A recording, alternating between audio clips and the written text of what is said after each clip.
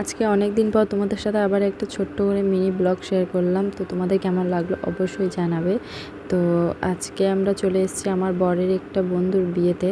তো ওখানে আমরা খুবই মজা করলাম, একটু ঘুরে ফিরে নিলাম, তারপরে আমরা চলে গেলাম মেন কোর্সের দিকে।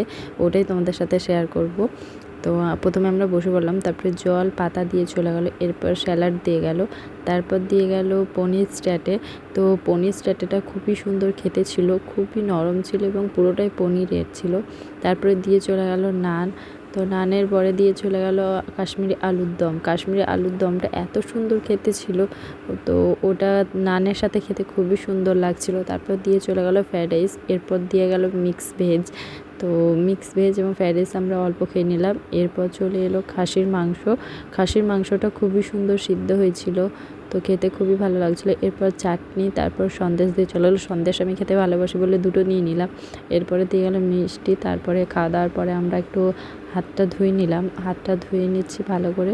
ভালোভাবে হাতটা ধোয়ার পর আমাদেরকে দিয়ে দিল আইসক্রিম এবং পাস। তো আমরা আইসক্রিমটা খেতে খেতে একটু ঘুরে ফিরে বাড়ি চলে এলাম।